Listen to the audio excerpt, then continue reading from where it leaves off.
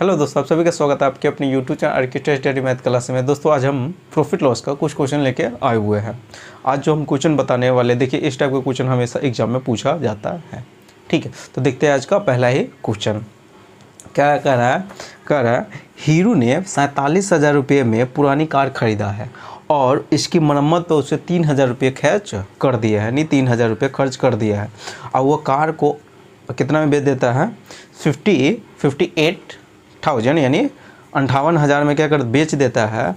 तो उसके लाभ का प्रतिशत कितना होगा? लाभ परसेंटेज आपसे पूछ रहा है। तो देखिए जितना वो खरीदा वो और इधर उधर खरीदने मरम्मत करने पर किराया वगैरह में रहता है, खर्च हो जाता है, सब क्या किराया मूल्य में जाके जोड़ दीजिए, टोटल उसका लागत मूल्य उतना हो जाएगा।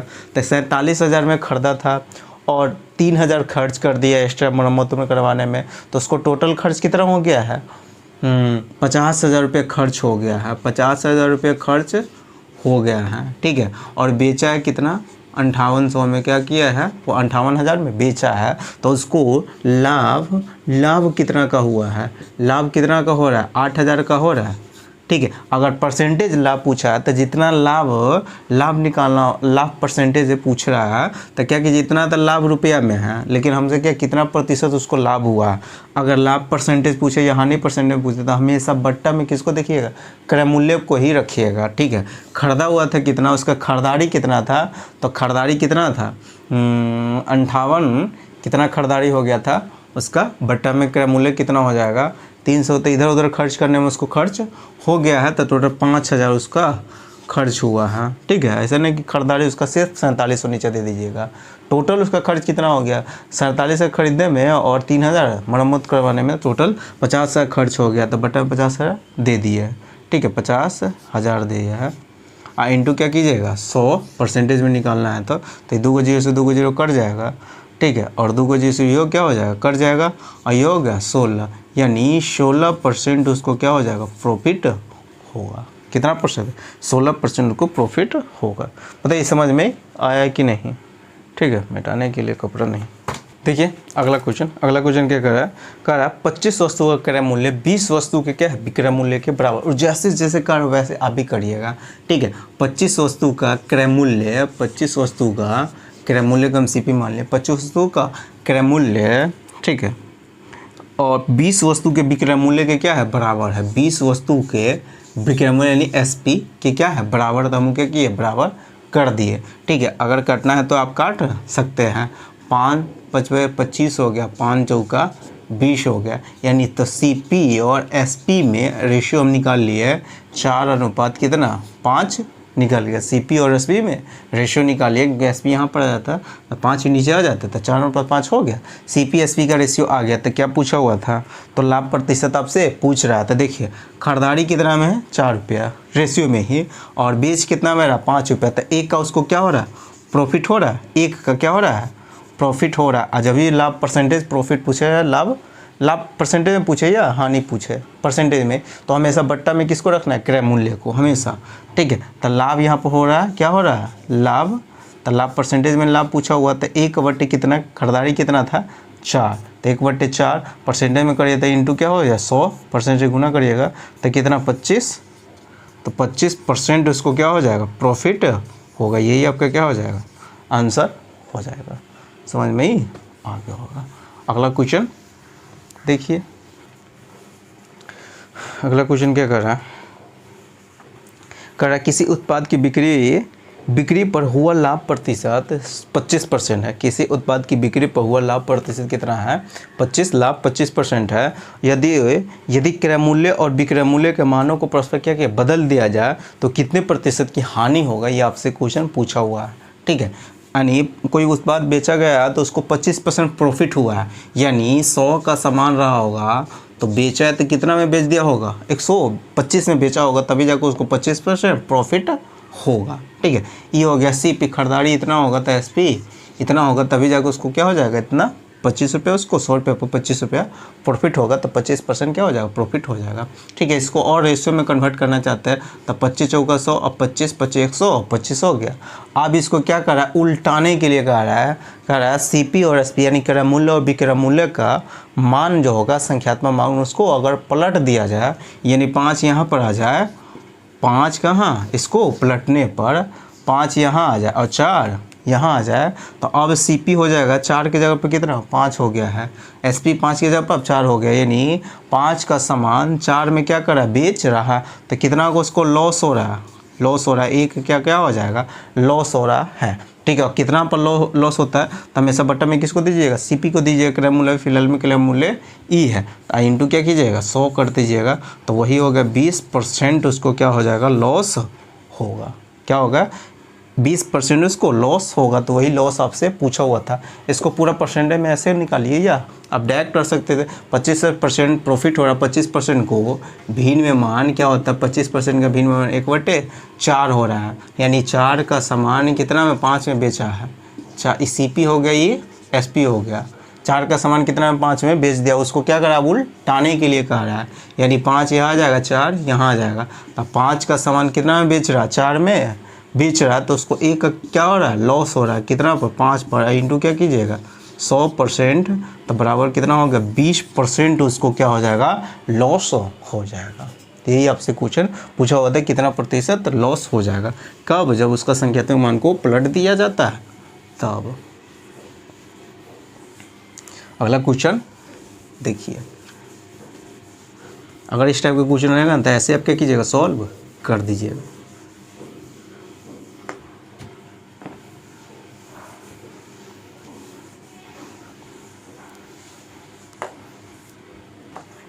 देखिए अगला क्वेश्चन क्या कर रहा है, किसी उत्पाद की, दूसरा क्वेश्चन देखिए, कर रहा 2 वस्तु जिनमें प्रत्येक का क्रय मूल्य 2500 रुपया है, 2 वस्तु जिनमें प्रत्येक का क्रय मूल्य 2500, एक को 5% लाभ पर, कुल लाभ उसको 20% हो रहा है, तो दूसरों को कितना, यानी दूसरे वस्तु को कितना में बेचना चाहिए, ताकि उसको यानी दूसरे वस्तु को बिक्री पर हुआ लाभ प्रतिशत आपसे क्या कर रहा है, पूछ रहा है। कह रहा पहला वस्तु बेच रहा तो उसको 5% प्रॉफिट हो रहा है, 2 वस्तु है और दोनों का क्रय मूल्य कितना 2500 रुपया, खरीदारी 2500 है। ठीक, अब पहला वस्तु को जब बेचा उसको 5% प्रॉफिट हो रहा है, और दूसरा वस्तु को कितना, दूसरा वस्तु पर बेच रहा है तो उसको कितना प्रॉफिट हुआ होगा, ये आपसे क्वेश्चन पूछा हो, और टोटल उसका प्रॉफिट हो गया 20% उसको प्रॉफिट हो रहा है। तो ऐसे क्वेश्चन को आप एलिगेशन विधि से भी सॉल्व कर सकते हैं। पहले बता देते पूरा बेसिस है कि पहला वस्तु बेचा है तो उसको 20% क्या हो रहा है, सॉरी 5% प्रॉफिट हो रहा है। पहला वस्तु का क्रय मूल्य कितना है 2500 रुपया, 5% प्रॉफिट हो रहा है, 5% से क्या किए गुना किए, 5% रुपया में प्रॉफिट कितना होगा, तो परसेंटेज गुना कर दीजिएगा तो निकल जाएगा। ठीक है, दूसरा वस्तु का क्रय मूल्य भी कितना 2500 है, कितना का प्रॉफिट हुआ मालूम नहीं है, तो मान लेते हैं एक्स का क्या हो जाएगा प्रॉफिट हुआ होगा, और टोटल उसको प्रॉफिट हो गया कितना पर, दोनों वस्तु पर टोटल प्रॉफिट उसको 20% हो रहा है, तब 2500 का हुआ 2500 का, ये टोटल 5000 का सामान है, 5000 पर कितना परसेंट उसको प्रॉफिट हुआ, 5000 पर 20% उसको क्या हो रहा प्रॉफिट हो रहा है, यहाँ तक दिख रहा होगा। तो अब यहाँ पर हम सॉल्व कर देते ही, इससे ये क्या हो गया कट गया, तो 25 25 100 25 होता है।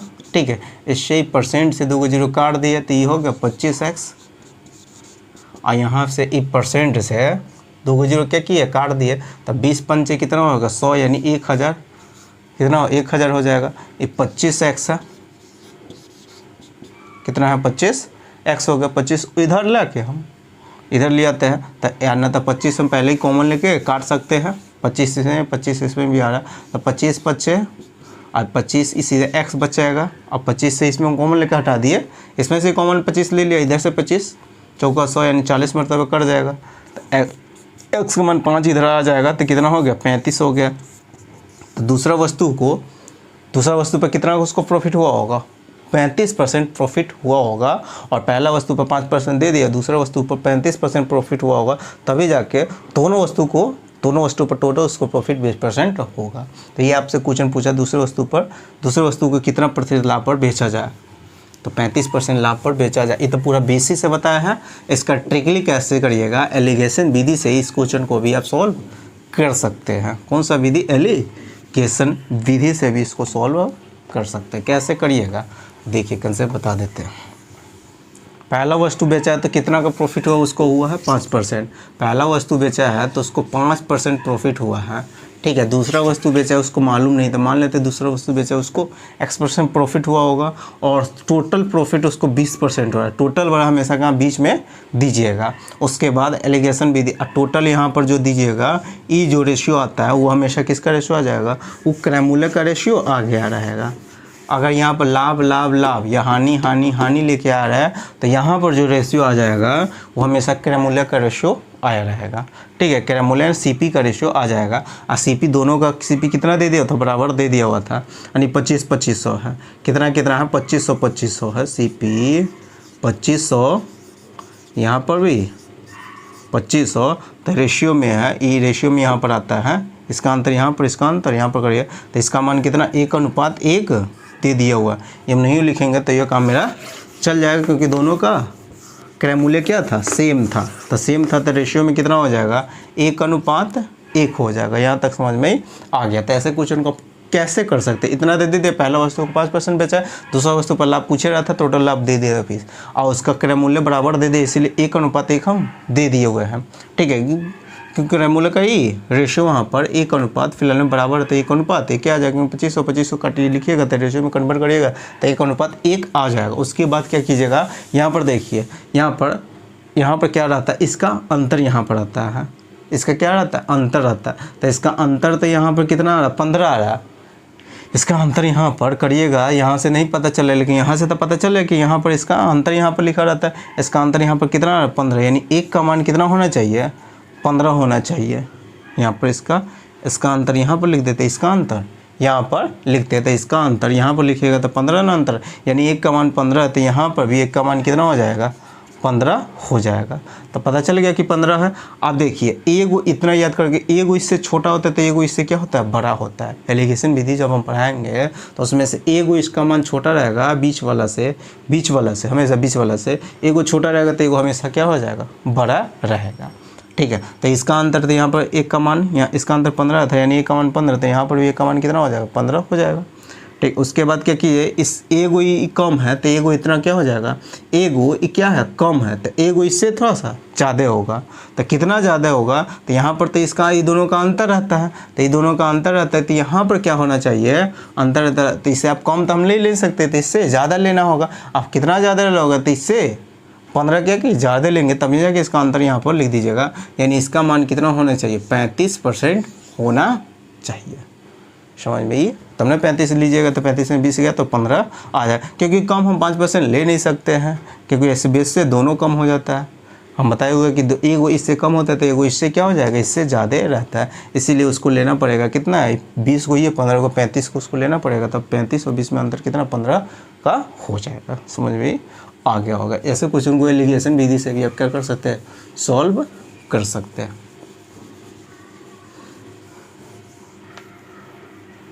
अगला क्वेश्चन देखिए, अगला क्वेश्चन